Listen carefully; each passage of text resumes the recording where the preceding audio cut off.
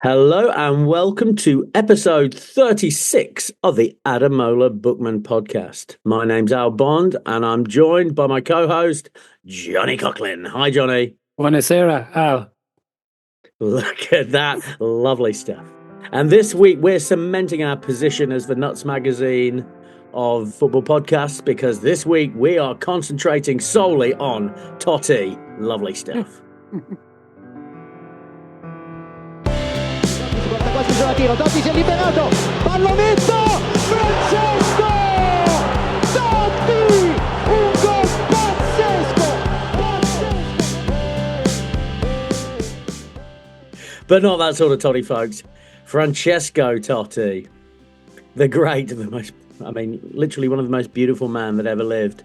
And in a spike of production value this week, my co-host John Coughlin has just attended this weekend's Rome derby. Johnny, tell me about it. I just felt like I needed to kind of immerse myself in the history of the city in order to really understand Totti. Like, it was important that I knew that, we talked about Remus and Romulus, the twins, previously. It was important that I knew that they were the product of a congress between a goddess and a floating disembodied penis. Is that right? Yeah. This doesn't come up in the book at all. Not mentioned. Well, okay, you usually ask me, what do I know about Totti? And, beyond the broad strokes, I couldn't say a whole pile. I'm not sure I would have known necessarily that he was from Rome. Did you know he was himself a Roman? That much I did know, Johnny, and I'll tell you for why. Because I remember a number of years ago, a book was released about stupid things that Totti says. It's basically a joke book. Romans have an accent which Italians mock, I guess. Italians would make jokes about Romans in the way that English people would make jokes about Irish people, or What? Americans would make jokes about Polish people. Johnny, I was trying to avoid saying it. I know it's wrong. So Romans are supposed to be stupid, is what you're telling me. Apparently, it's a funny accent to Italians. What is it that Totti said in this dumb accent of his? Oh, no, it was lame. I had a look at some of the examples in the joke book, and it really was just like a Roman decided to go to the sun, and they said it'd be too hot, and he said, "Don't worry, I'll go at night." It was that sort of level of thing. It wasn't actually dumb things Totti had said. So in my head, I thought Totti was a bit of a donut. I really didn't think he was very smart, but in fact, this was not the case, and I based it all on misreading an article about a joke book. And now that you've immersed yourself in Francesco Totti, Gladiator, as the name of this book is, do you think he's dumb now? No, I don't think he's dumb now. He's all right, isn't he? Yeah, he's one thing I'd say for Totti, that something that struck me is he has a lot of nice things to say about people. Yeah, I think that's true. When people are mentioned, he'll say something. He really just seems to spend a lot of time saying how nice people are. And obviously, that reflects well on him. Doesn't necessarily make for the best book. Well, I usually ask you this, Johnny. Who does he really love? Who does he love? Who keeps popping up that he loves all through the book? Buffon? Yeah, it's Buffon. I'm glad you got it. Man, he fucking loves Gigi Buffon, doesn't he? He just, everything is like in reference. Every like milestone in his career is like a reference to him. That was the last goal I scored against Buffon. That was the last goal I scored in open play against Buffon. Like all his career things, Buffon seems to be there. He has him in enormous respect. The level of fame that he has maybe took me by surprise. Like, this guy is a god. He's like godlike status in Rome. So to be any way kind of level-headed and to live a life like that, bearing in mind that he was playing for Roma at the age of 17, I think it shows remarkable character, actually. Yeah, and he seems absolutely true. You talk about one-man clubs. There's always the Gerrard one-man club, but he tried to leave, didn't he? He really tried to go to Chelsea at one point, and he couldn't get away. But whereas Totti is genuinely just turning down mega clubs left, right. Real Madrid, no thank you. He could earn more. No, he loves Rome. It's his destiny. But that was the right decision for him. Definitely. Well, it's beautiful because it contrasts with Letitia last week, whereas Letitia didn't want to leave just through basically sloth, right? He couldn't be bothered to try harder to be at a bigger club. Whereas Totti, he really is where he belongs. This is where he grew up supporting this team. He loved the people around it. You can see he loved the people around the club. Yeah, and there are a couple of wild things there, just about his level of fame, which I guess Letizia probably didn't face quite as much in Southampton. I mean, Southampton and Rome are comparable cities, aren't they? Very similar.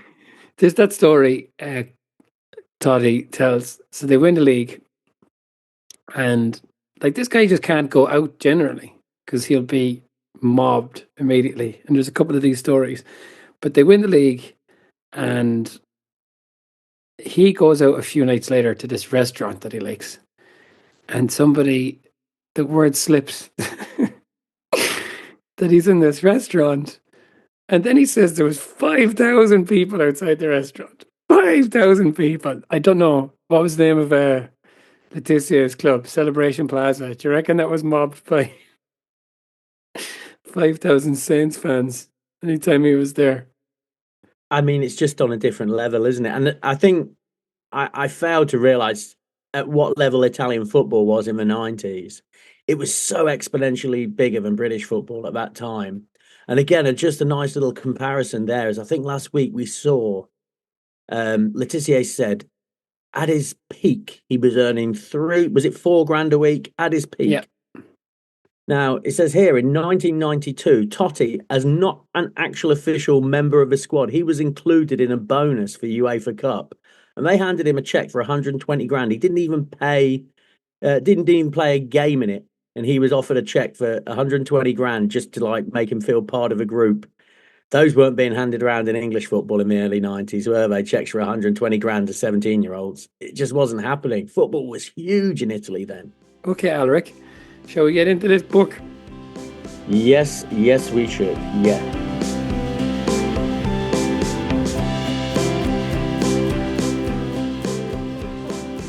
So it is Gladiator by Francesco Totti. I don't love the name, I must admit. Yeah, it's a shame it's called Gladiator because he's got some pretty cool nicknames. Bimbo de Oro, Golden Boy, Pupone. What does that mean?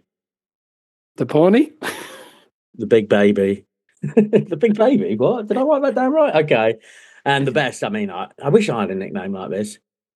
Ottavo Re de Roma. The something dream of Rome. The 8th king of Rome. Oh, that's so fucking good, isn't it? But what about his best nickname is surely Stella. Stella. Or Il Capitano, which is literally the best nickname you could have in the whole world ever. Man, if I just walked in a room and everyone was like, Il Capitano, I'd be like, hey, I'd be pulling that Robert De Niro face, Il Capitano, lovely. My nickname was Ox, which is shit. I certainly wouldn't call my autobiography that. There's a kid at school who I'm not going to name who really, really tried to make Igor happen for me. Fuck you, Ed Ross. Like, all right. Okay, so he's from Rome. Okay, and his mum was Lazio. His mum was a Laziola, which means fascist, and Roma. No, but Lazio has the right wing support, and traditionally Roma has the left wing support. Although broadly at one point he tries to like disown that, doesn't he? He's like, "Oh, when I was a kid, it was never about politics, but now it is." Exactly. But here's a fun fact for you, Al.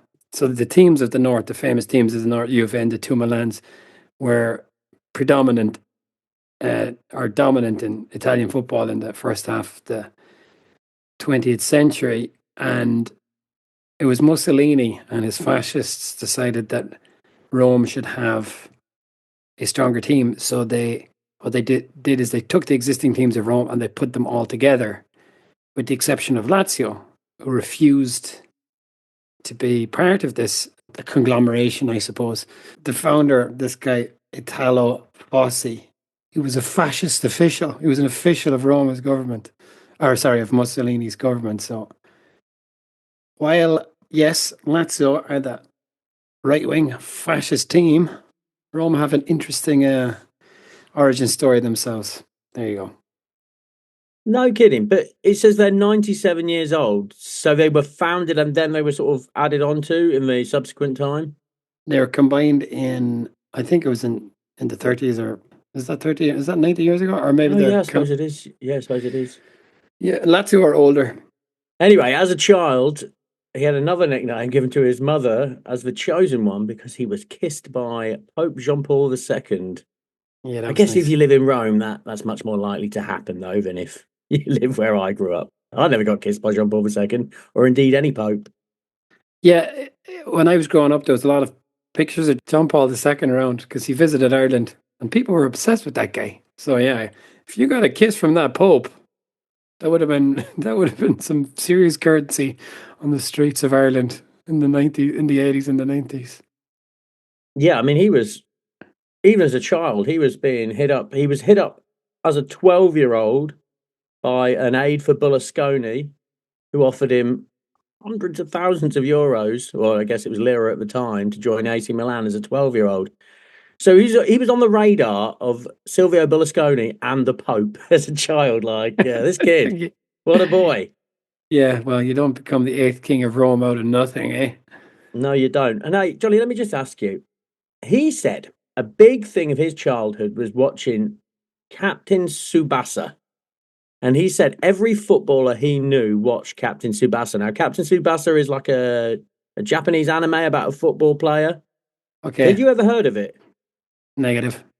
No, I had neither. But since I've read about it, I can't get away from it. Like, genuinely, I think this was huge everywhere in the world apart from where we come from, Johnny. I think all the kids Really? were watching this Captain Tsubasa. Yeah, it's massive. So when you say you can't get away from it, I've noticed the name Captain Tsubasa 3 times since I read it in the book. There was something about a South American footballer. It's huge in South America, apparently, this Captain Tsubasa. Maybe not necessarily now, but at the time, hmm. kids all over the world were watching this Japanese anime about a soccer player. But you know what that's called, Al? What you have just experienced. There's a word, Johnny, but I don't know what it is. That's the Bader Meinhof phenomenon. Oh, yeah, I have heard of that. Yeah. You were hearing about Captain Tsubasa all the bloody time, but it just didn't land, you know? Yeah, maybe you're right, Johnny. Yeah, I mean, I recognised him when I looked him up. So, yeah, hit up by Berlusconi, age 12. And he said he nearly went to AC Milan because he had a technical passion for AC Milan. Hmm. He was passionate about the technicality that those wonderful AC Milan players of the late 80s had. But his sentimental passion was solely for Roma. Can I just say, just to stop you here now, um, how good was Totti in your mind before you read this book? No, I really didn't know how good he was. I think, in fairness, that's because his actual record for the Italian national team was pretty modest. 52 caps and 9 goals, I think. Mm. And because he was playing for Roma, the players I was most familiar with in the late 90s, early 2000s were playing Champions League football, frankly. That's who I was watching, right? How often did I watch Roma in the Champions League around that period? And there's only one time I can tell you with any real significance, and that's when they got absolutely battered by United in that thrilling performance, where apparently a Roma defender begged Ronaldo to stop running at him, or at least the legend goes. I guess I would have. I I knew he was a one club Roma legend, but maybe, yeah, not a Letizia character exactly. But I would have said he was like, I don't know, who's an equivalent like, because what we are talking about is a Gerrard and a kind of Alan Shearer, like that kind of level player here, aren't we? Yeah, absolutely. Like Yeah, a an hometown elite hero here. player. Yeah. Yeah. Yeah, I don't think I fully grasped that. And had you asked me who was, better player between Perlo and Totti, even though they played in different positions, I would have said it was probably Perlo, but now I'm not so sure, eh? No, I'm not so sure because we say that 250 goals from 600 games, but he's never playing outright striker there. He's always the guy behind the striker in the space. So it really is an astonishing goal scoring record. I looked at a few of his goals as well. Some tasty enough little strikes in there. Yeah, I had a look at some of his goals. There really are some wonderful moments there. The thing is, His name is just absolute dynamite, isn't it? Francesco Totti. You're gonna notice that name. I've always had a soft spot for Roma because of their beautiful, beautiful football shirt. It is the nicest football shirt among elite clubs. Tell me a nicer shirt amongst elite clubs. The Sampdoria one is always kind of talked about as the nicest shirt, isn't it? Oh, the blue? No, absolutely not. No, it's not. Next. Yeah, so his name is Francesco Totti. He plays for Roma in their beautiful shirt. Oh, and he's so good looking. He's a good looking man, isn't he, Johnny? He's a He, beautiful man. he is a handsome man. He is. I was like saying to my wife, I was like, oh, take a look at this. I'm always saying, telling my wife, footballers are good looking, and she's always telling me they're not. But she did agree. She's like, oh, you're like a rugged man. I was like, what are you talking about, rugged? He's just beautiful. But I guess he is a bit rugged as well. He's your type, according to your wife. He absolutely is my type. Oh, look at that. Long hair, the tan, that shirt. Oh, he's just beautiful. But okay, so he played for some other like kind of club scrum. There's a third club in Rome called Loggiano, and he played there briefly. But he went to Roma very young. That was it, really. There, he was there forever. He played until he 40 when he retired? Yeah, he was 40. I mean, yeah, he got a full 25 years at his club. So basically, that's the book. Anyway, so I give it 4 out of 5 floating penises. No, yeah, he signed very young. His life was all football. He seemed like he was quite an innocent young fellow, but you never really know.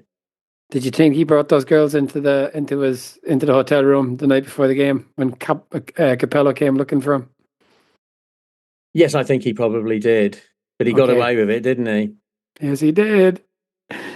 Capello is a repeated figure of fun, isn't he, in all these books? There's always someone laughing at Capello at some point, whether it be English or Italian, and yet he's an absolutely astonishingly good manager. Yeah, Capello he's a bit of a parody of himself or something, isn't he?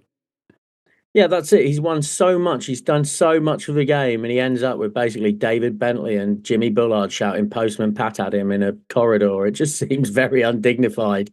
And this started earlier with, well, we'll get on to him. In fact, it's my favourite chapter is the Antonio Cassano chapter. Antonio Cassano really gets stuck into him. Yeah, okay. Well, so like he kind of played under various managers, but like, there is this kind of Mark Noble or Matt Letizia quality to the book that, with the exception of the year they won the league, it all kind of melds into one. So I guess we don't have to go through all of that because, who are these guys really to me? Like Rudy Garcia and Zeman, like they don't really mean much to me. So maybe it's just more interesting to talk about the bits of the book that were fun. Well, that's right. I mean, basically, apart from the 2000 title win, basically they just bounce around between 10th and second place for the entirety of his career. They seem to finish second every fucking year, poor devil. But always convincingly second as well. Always never putting up a fight or anything. He loves to be winter champion, but yeah, winter champion. What the fuck is that? It means nothing. It means absolutely nothing. We're winter champions. Where's your trophy? No. When he was 17, he was playing for Roma, and he was captain of Roma by the time he played for Italy. So he was captain of Roma at the age of 22 and captain of Roma for the next 18 years. Essentially, his lifetime as captain of Roma would have made him an adult. He was captain of Roma that long. It's quite remarkable. Well, it is remarkable. And we talked about his finances as well. I mean, this kid was a hell of a prospect. He signed for £5 a week when he was 17. When he was 17 in the 90s. I mean, they knew this kid was going to be the best. I just didn't know that he was that much of a natural. Apparently, when he played with his youth team players, everyone was like, oh, this kid is way better than everybody else. Quickly, yeah, so he did win the title. This was the highlight, and he says the highlight of his career, even better than winning the World Cup in 2000, 2001. He won the Scudetto, and he won it because Capello bought Batistuta. Johnny, pictures of Batistuta and Totti in that Roma kit. Oh, blimey, I'm rubbing my thighs now. Batistuta is the best footballer that ever walked the earth. He's my favourite. I think it just gets confirmed again and again. He played through the pain. Totti says he knew Batistuta was paid more, but he didn't care. It was right because Batistuta was the best. God, he was magnificent. Yeah, that is pretty cool, isn't it? They were playing under Capello, as you said. They had a terrible start to the year. It was 2001, right? Because it was the summer before 9/11 that they won the league. And they had a terrible start to the season. They were dumped out of the cup by Atalanta, and the ultras from the Curva Sud, that's the south stand, Al, they came and they dumped fish and eggs at the training ground. And this was because they were so outraged at the performance of the team. But let me tell you, Al, the next time they were delivering fish to Trigoria, the training ground, it was not rotten fish. It was beautiful cuts of fish that they were delivering as a reward to their beloved players of Roma.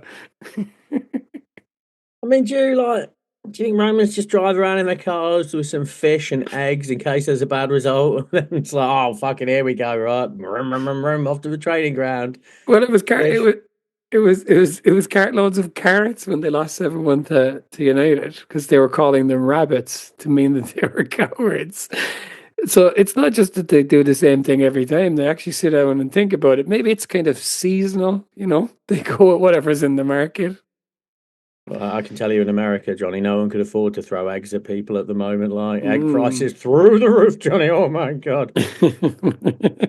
Just to say, because we've talked about it so much, like I've mentioned so many times before, that oftentimes I find when matches don't really come alive, title run-ins they're hard to make them come alive in the book. But he did 2 chapters on this league win, and I really got into it. I thought it was a lot of fun.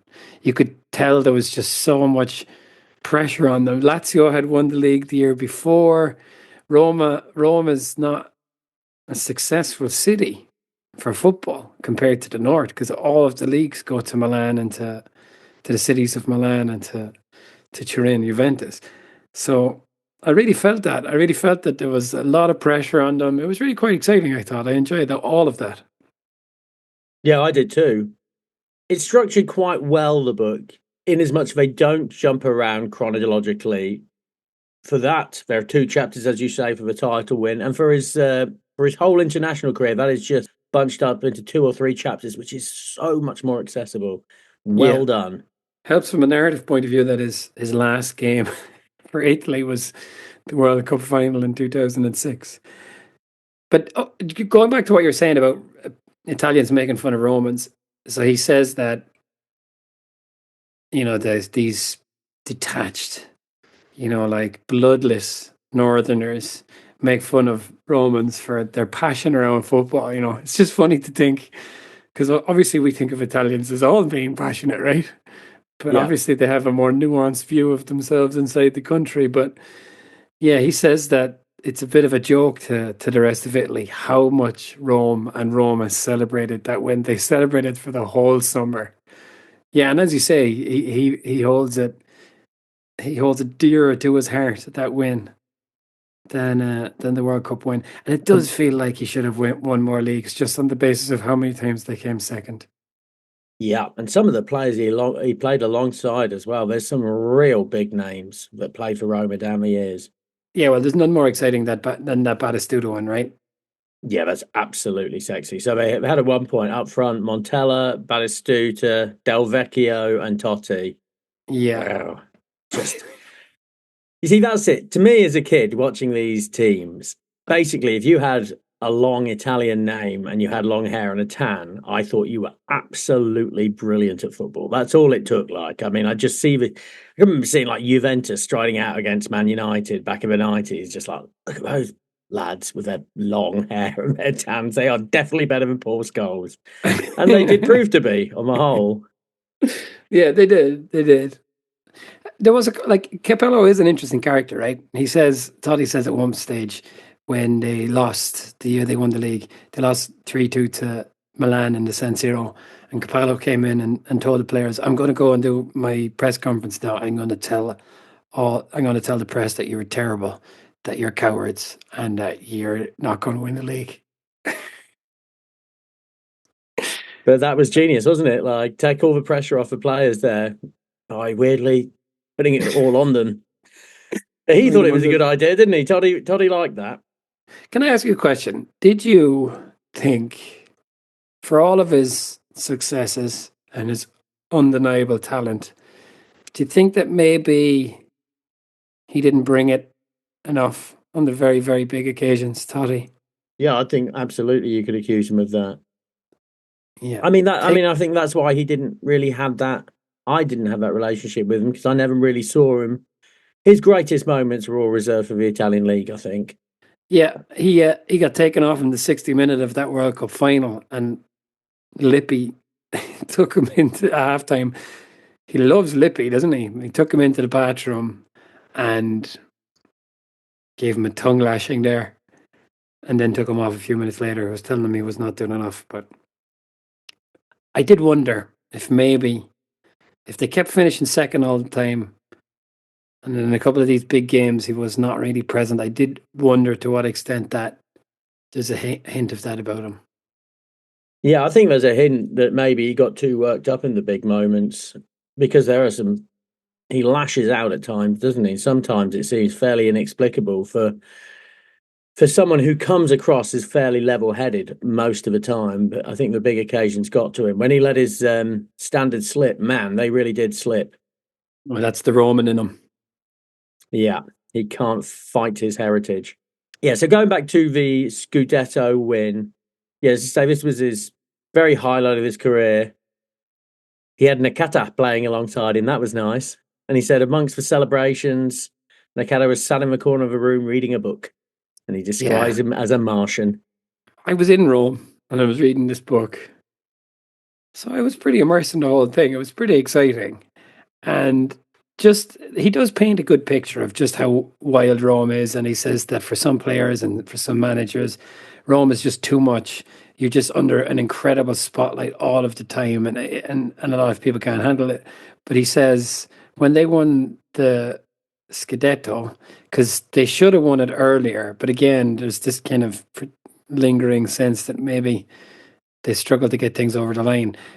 So they should have won it away from home, but they ended up winning it in Stadio Olimpico, which was better in the end, obviously, because these guys love Rome.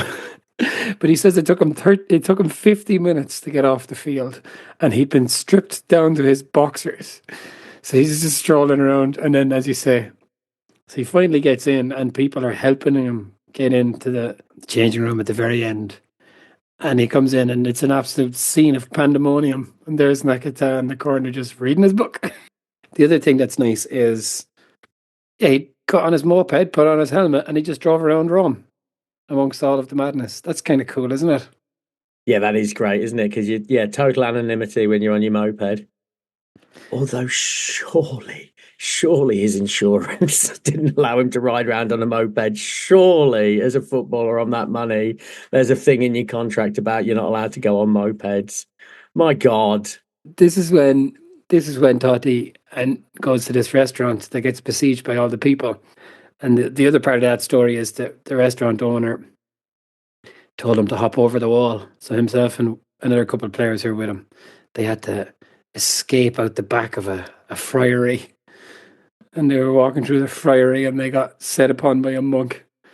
And the monk is like, "What are you doing in here?" And Toddy's thinking, well, the whole city knows me, but is this monk going to know me? He's like, "Oh, sorry, we're just coming from the restaurant." And the monk was like, "Wait, are you Toddy?"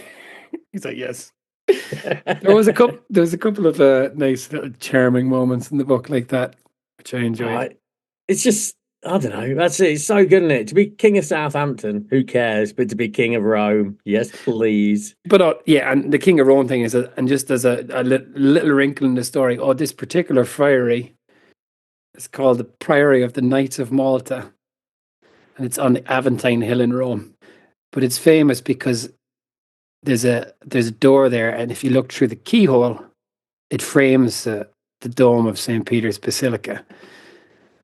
Again, you don't get that in Southampton, do you? You certainly don't. Yeah, that's pretty It's just sexist of like it. Rome is just so fucking cool. I really thought it was amazing. Yeah, he asserts in the book that Rome is the most beautiful city in the world. At this point, Francesco Totti has won the league. He's done all of these things. Captain of Roma. He's still living with his parents. Isn't that an Italian thing, though? Isn't that like fairly accepted that just grown You stay, men live with their parents and we all meant to go, that's normal and good? you stay with your mother until you move in with your wife. But yeah, okay, Cassano, that Castano stuff was brilliant, wasn't it? Okay, and again, this is another player. I was familiar with him. I can picture him in my head. I knew he was quite good. I know he played for some big teams, but I didn't realize how good he was meant to be, right? This is Italy's Gaza, isn't it? I think. That's exactly what I thought. Yeah, Italy's Gaza. Like he moved. Where did he come from? Do you remember? He came from Barry. He's from Barry. And that's Southern as well, right? That's the heel of the boot, I think. Okay, great.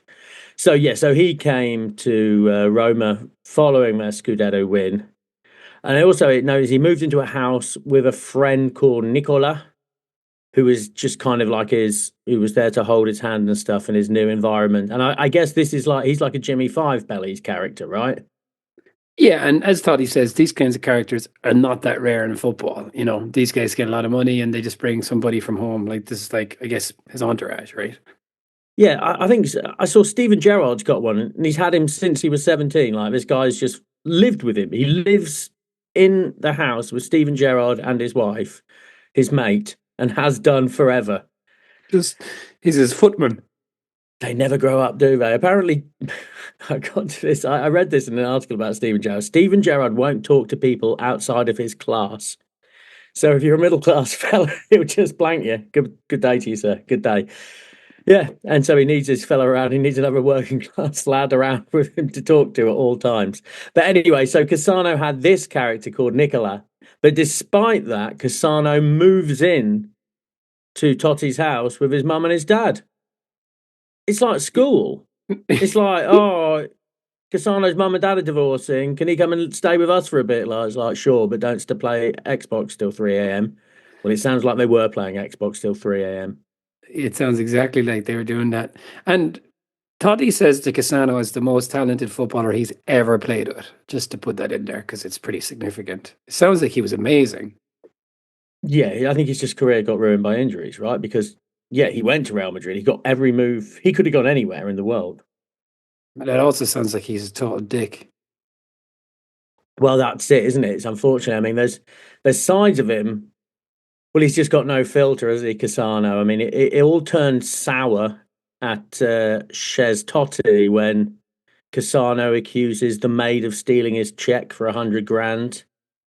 Totti's mother and Francesco Totti defend the maid, but he loses his mind.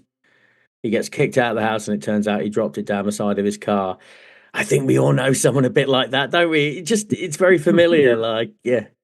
And he said he had no filter. He'd be at the training camp, and Sensi, is that the name of the owner of Roma? Yeah, yeah. Sensi would be coming along and be going off to use like some of the facilities. And what's it? I've got it written down. Like Sensi's in his 80s or something at this stage, isn't he? He's in the pool. So that's it. So Cassano shouts out, "Old paralytic, where are you going?" This is for players. And Sensi was laughing his head off. But then on another occasion, they're all in the pool. Cassano shouts at Sensi, "Ugly miser, spend your money on superstars instead of these mediocre players." But that is not met so well. Not so funny. Ugly miser. I mean, I wonder what the translation for that is. Just skips off the tongue. It's good though, isn't it? Ugly miser. Let's find out what it is. Yeah, and he also accuses Capello. He says, "Ugly cripple, you only won the Scudetto because of Totti and Batistuta." And again, Capello doesn't like that, would you believe? Ugly miser is not a great insult in English, is it? Do you think bruto avaro is a good insult? Oh, that sounds awful. Cassano, all the players hated him other than Totti because, yeah, he's always just going around saying in training, "You guys are shit. What are you doing playing in Serie A when you control the ball like that?" And Totti defends him.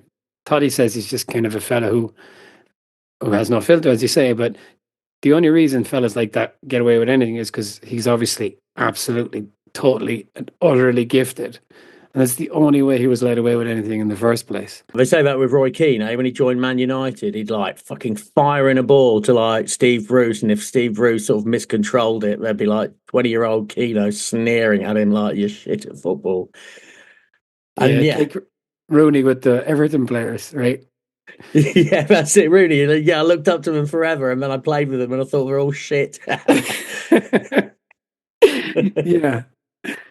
Yeah, so he sounds like a total asshole, and then he went to Real Madrid, and it didn't work out for him, right? It's like you say, injuries, but it sounds like he was also a prick. But he and Totti really connected on a personal level, but also on the pitch. Totti said it was like they were kind of a hive mind or something or whatever. Yeah, that's right. Even when they fell out, they still had that connection on the pitch. Yeah, he just seems like one of those wasted opportunities. Casano could have been absolutely incredible, whereas really he's just a bit of a footnote now in Italian football, isn't he? But I thought that chapter on him was interesting, both because Totti manages to talk in a kind of candid way about a fella, which is very rare in any of these books. I thought it was really interesting, really insightful, and then at the same time, because honestly, Totti does have a certain classiness about him. He managed to do it in a way that was also somewhat, I don't know, it wasn't trashy. It was kind of respectful almost, you know. Yeah, let's talk about how classy is Totti is. He married his wife, Hilary, and that was broadcast live on Sky Television, although he Hmm. did donate it to charity. And he has a daughter called Chanel. Yeah, classy. Classy, yeah. And he's got another kid called Prada and another kid. No. Do you know, I was actually talking to Jenny, my wife, about this. So Toddy's just sitting at home one day watching television, and a woman comes on the television. He says, I'm going to go out with that woman. And then he does. She has a boyfriend, doesn't matter. He just goes ahead and goes out with her anyway and marries her. Well, that's the story of Beckham as well, isn't it? Beckham saw Posh Spice on the TV and said, "That's the girl I'm going to marry," or at Oh, least go that's on. what they say now. He was probably going, "I'm going to get into that baby," but then it's like, oh well, Posh Yeah, worked out fine. I was a posh man at the time. I was. She was my number one. you heard it here first on the Adam the Bookman podcast. Albon's favorite Spice Girl was always posh. It always was. Hilary's wife plays a huge part in the book. They're divorced now, though. I'm sorry to tell you, Johnny. Oh, I didn't know They're that. divorced. Yeah, no. And after he found evidence of her infidelity. Oh dear. Oh my God, can you imagine? He could have that person killed so quickly. Well, who the fuck is she fucking that's better than Totti? I mean, honestly, I mean, like, I don't know. He's the king of fucking Rome. There he is. Look, king of Rome. No, no. But fair enough. Yeah, no longer married. I'm sure he's not too lonely. Oh yeah, so just on this Hilary, he got with her, and then there was a kiss and tell story about him. There's a couple of kiss and tell stories, it seems, but this it broke in the media. This woman who claimed she'd had an affair with Totti after he'd gotten with Hilary, and then a journalist said he had more details and photographs, and Totti said it wasn't true, but he did pay the journalist. No, Johnny, no, no. He didn't pay the journalist. His friends paid the journalist, and he only found out after. And he Oh, was annoyed about that. Oh, they shouldn't have done it because, in fact, there was no real evidence. But he did pay her off, but he had no idea about it and well, was I'm annoyed. happy. I'm happy he cleared that up for me. Yeah, so, yeah, Francesco Totti, innocent man, according to Who's the Francesco Totti. who is Vito? Vito's just his Jimmy Five Bellies, an older Yeah, man who's just there all the time for him. yeah, he does that at all. Yeah, and he goes, at one point, I actually pressed on my Kindle to say Vito because he kept popping up and it said Vito. I forgot to mention his last name is Scalia, and that's all I got. Yeah, Vito Scalia. That's his boy running around doing his dirty work. But he's on the staff of Roma. He's like a coach, but also again his footman. Yeah, I guess that's when you're the king, right? You can do what you like. So I'm here's taking a this lad. I'm taking him. Oh, Vito, he's coming with me, and he's yeah, going to be no, but paying off sex scandals for me. That's fine, right? no man is a hero to their valet. What do you think Vito thinks of Francesco? Well, I want to read that book. I want to read the Vito Scalia book. I want to read the Nicola book about Antonio Cassano. I want to read the Jimmy Five Bellies book about Gaza. They're the Yeah, books that should be getting yeah, written. yeah. They are the books that should be getting written. Okay, shall we talk about the World Cup in 2006? Because we've done this before, and I I enjoyed it, but I don't think that there was anything particularly new or novel in there, was there? No, there wasn't. Yeah, there's just a couple of things about international football I want to talk about. And the first one's not the World Cup. It's the Christian Poulsen incident. Yeah. Did you know about that? That he spat on Poulsen? He didn't spit on Poulsen. Is that what it was I'm gonna Vito? read. I'm gonna It was read. I'm gonna read the quote here. So we're talking about a game against Denmark of the European Championships in Portugal. It finished 0-0. 2004, right? Yeah, 2004. Of that game, played in Glimmerish, I remember the excruciating heat, my feet being almost on fire and little else. It was already disappearing from my memory when, the next day, Vito Scala, who had added the national team to his work at Roma, I bet he had, came into my room and asked me bluntly if I'd spat at Christian Poulsen on the pitch. What? Are you nuts? I answered. Since there was still doubt etched on his face, I told him to go to hell, but not without adding that no, I hadn't spat at anyone. The very thought of it made me sick, and that he should know better. There are certain things I don't do. Eh, there seems to be a video, he murmured. And I was thrilled because I was absolutely certain that I hadn't spat at anyone. Let me see it, I say. And in the meantime, the head of the Azori delegation, Innocenzo Mazzini, the director of communications, Antonello Valentini, and other directors had arrived too, all with puzzled expressions that gave me a very bad feeling. The video was on a Danish television channel's website. It was them who had had a camera following me for the entire game, who had discovered what had happened. I clicked play, and I saw it. Spitting at Paulson is the episode in my life that I'm most ashamed of. Not in my sporting life, my entire life. The whole thing. I was so ashamed of it that I immediately removed it from my mind. That's what I do when I'm ashamed of that. If it hadn't been for the video, I would have denied having spat at him until the end of my days, and I wouldn't have done it in absolute good faith, convinced I was telling the truth. Watching and rewatching the clip, there was no doubt, and I felt like I'd been hit by a train. Yeah, I guess I could go on. He really didn't think he did it, but he did do it. He I just definitely think did it. I felt bad because I still don't understand how I'd been capable of doing something so vulgar and disgusting. Let's be clear. I must have suffered millions of fouls in my career, and as long as I didn't put my health in danger, I was put up with them. No one ever spat at me, however. If they had, I would have bitten their head off, because the very idea of it makes me sick to my stomach. Spitting in football, Johnny, overrated, right? I mean, it's not nice, but I would rather someone spat at me than tried to break my leg. Like, who would you rather be, Johnny? Christian Poulsen or Mario Balotelli on the wrong end of Totti's bad temper? Because I know who I'd rather be. yeah, that he gives Balotelli a bad old kick. I just think let it go a bit, a bit of a spit. All right, you were annoyed, and then you see, he's like, oh, I'd never do anything so disgusting. Christian Poulsen was an awful character, a provocateur who, while the ball is nowhere near you, didn't stop pinching you, hitting you in the sides with little punches, getting you in your toes to make his studs felt. In short, someone who used the entire weaponry of the mediocre marker. What's more, he told you to keep quiet when you told him, do it when we're fighting the ball if you've got courage. And the more you told him where to go, the more he laughed and toyed with you. Yeah, you did spit him, didn't you? And you meant to do it because you hated him so much. I'm just thinking about poor Vito coming in and having to say this to Totti.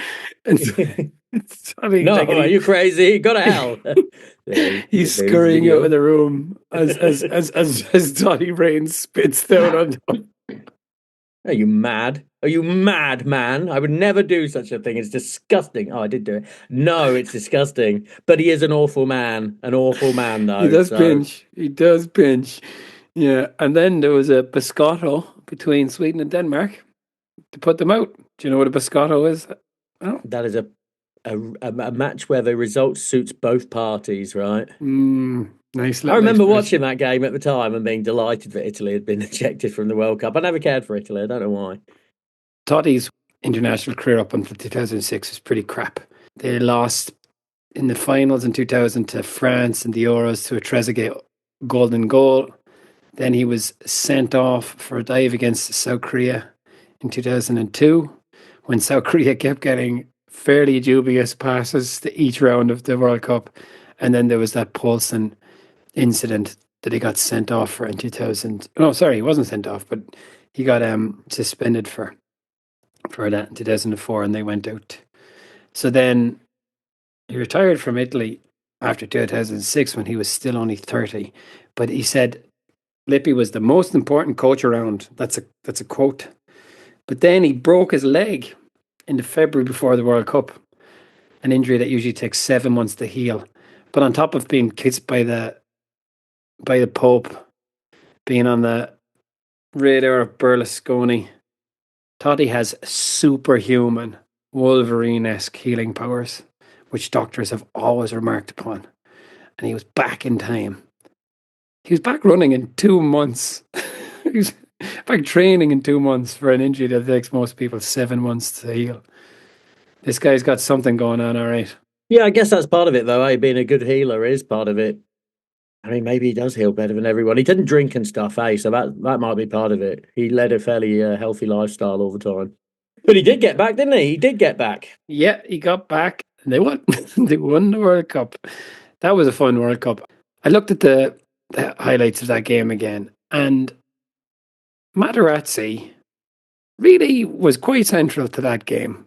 He gave away a penalty, which Zidane duly dispatched off the crossbar, which was pretty nice.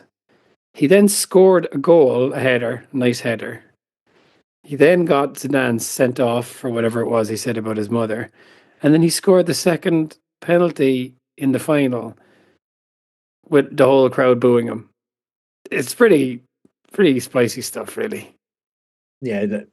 He's a legend of the game, isn't he, Materazzi, basically, despite being a pretty mediocre footballer and only playing because, was it Nesta was injured? Yeah, Nesta got injured, right? Nesta was injured, yeah. People sort of talk about that as the Zidane final, but really, that was the Materazzi final, wasn't it?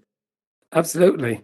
And the guy Grosso who scored the winning penalty, and he scored a goal. He scored a goal against Germany as well. He was kind of often in World Cups. There's one of these characters who's not, the main players who really has their moment in the sun. But yeah, those two. But Materazzi absolutely in the final. Yeah, Grosso was one of those. You never heard of him before, and I don't think I ever heard of him after. Grosso's wife pregnant in the stands. Quite a time for Grosso, wasn't it? It was a time for Grosso. Yeah. Anyway, that's it. Oh, the other thing that happened, of course, during the World Cup was that Gianluca Pessotto jumped out of the window at the Juventus headquarters. Jesus Christ. Yes, that was a story I didn't know about. Yeah, he attempted to commit suicide. I don't like to make light from jumping from a second floor window. Come on. Oh, it's like me standing on a step, like when I'm angry. I'll do it. Don't try and stop me. I'll do it. I'm standing on a chair. But yeah, it's no. I don't mean to make light. It's just, yeah, terrible story. But yeah, this was all to do with the Juventus Calciopoli scandal. And it was Yeah. also interesting that when they met up, they said none of the Italian squad made reference to it. None of them Made fun of mocked it, yeah. Yeah. Del Piero or Buffon or anything. They just kept quiet because they needed the team spiritness. Yeah, and at the end, when they win the World Cup and they go back, and obviously all the garlands are being thrown at their feet, but they were saying there was a bit of ill will because there had been some of the politicians were saying that these Juve guys shouldn't be going to the World Cup. They shouldn't be representing Italy. This kind of stuff. So there was an interesting backstory around that whole Italy win. Italy, by the way, had an incredibly easy ride to the final, didn't they? They really did. They had to play Germany, but the rest of it was pretty simple. They avoided all the difficult teams.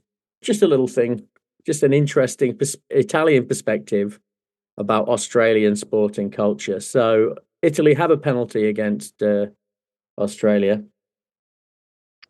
and Totti's taking the penalty. The Australians' protests, I understood them. They'd been forced into conceding the penalty were dwindling. And since they have an Anglo Saxon sporting culture, none of them thought to put me off in any way, to block me off, to say something unpleasant to me. I kept walking, looking at Mark Schwarzer. So Italians think Australians are really good sports. You see, from an English perspective, that is not what I think about Australian sportsmen. Like, literally, the Australian cricket team are the worst people in the whole world that have ever lived. I mean, they are the epitome of everything that's evil in sports. Just in terms of how it finishes, he had played under Spalletti earlier in his career and really liked Spalletti. And Spalletti sounds like a bit of a character, running around the training ground with no clothes on, that kind of thing. But he came back, and Spalletti had obviously been tasked with getting rid of Totti. And he was just a bit of a shit to Totti all throughout, and Totti did eventually leave, and Spalletti left shortly afterwards. But it was a sour note, I think, that he went out on, really. And he finished, he was 40 years old when he finished. And by that stage, he was in his last season, he was only playing like 5 minutes at a time. For a bit of context, it was Spalletti's second spell at the club, and he'd done quite well first time. But when he left, Spalletti felt that Totti could have spoken up for him and maybe saved his job. So apparently there was a bit of rancor on Spalletti's side. But in all fairness, Totti was 40 years old. I mean, what did he expect? And he's really counting those. Like, every time he gets subbed, he's like, oh, and then there's a penalty 10 minutes later. And that would have been me. Oh, imagine that me scoring a penalty then. Like, it's like, you scored 252 goals, bruv. Just let it go. His cup overfloweth at this stage, surely. Yeah, it does. Yeah, it's a shame he couldn't add a second title there, because his trophy cabinet was a little bit bare. But still, once Scudetto had one World Cup, that's pretty good, isn't it? Like you say, it would have been better if he would managed to go on a high, win the league one more time. But all things considered, he could have went off to Real Madrid. He could have won, the Ballon d'Or, as he seems to say, was a given if he went to Real Madrid. But I think the path he went down was the right path. I think that guy is immortal in Rome. And it's not it's not Southampton, it's Rome. I mean, that is just the comparison, isn't it? It's one thing like, oh, that man will never have to buy a drink in Southampton ever again. Whereas I don't even think that's true anymore, Lettis, because he turned into such a weirdo. Whereas Totti, yeah, the king of Rome, man. I mean, that's... yeah, absolutely. He played his career a blinder. Absolutely. This is how he finishes the book. And I think this is the corniest end to any book we've read. All I need is a remote control to arrange a nice journey back in time. But I need to take Christian, his son, to a good eye doctor. The other evening, he caught me on the sofa whilst I was watching an old goal compilation from the first Zeman era, and he asked me if I was crying. What an idea. A trivial allergy. I'd got a cold, and then a bug had flown in my eye. He was crying, and he did spit, and he did have an affair, and he did kick Balotelli. Yeah. Overall, great footballer, beautiful, beautiful man. Yeah, I wish I was Totti. I wish I was. Like, I look at Garincha. I don't want to be Garincha. Like, his life was an absolute disaster time, wasn't it? But like Totti, I don't know. What a beautiful, beautiful career. Yeah, that man has lived a life. He really has. He lived it on his terms, and he achieved, and the achievements he made mean more because they did it with his team. Yeah, and as he said, if you play for Juventus, you expect to win the league 3, 4, 5 times or whatever. That Roma Scudetto, I presume, is legendary for the people of Rome, and it means a whole pile to them. So yeah, maybe there is more value in a single Roma title than in 2 or 3 Juve ones. Yeah, absolutely, and certainly there is for him.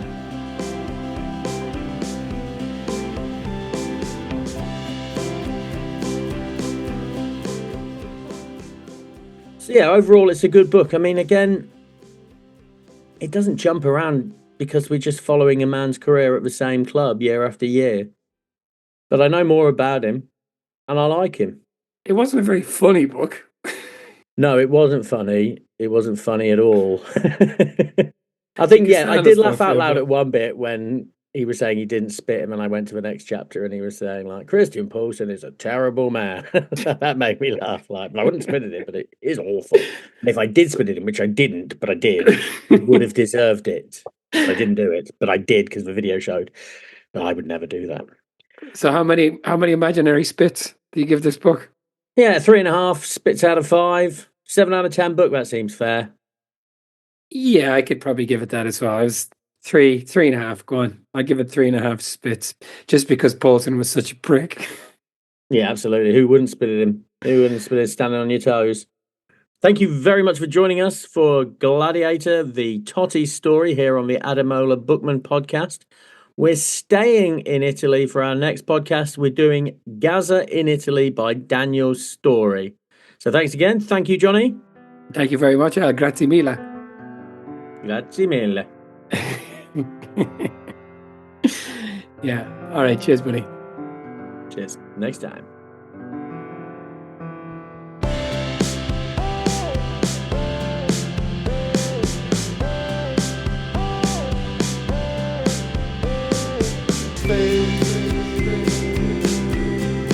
Let your body spin like there is nothing in life but dancing.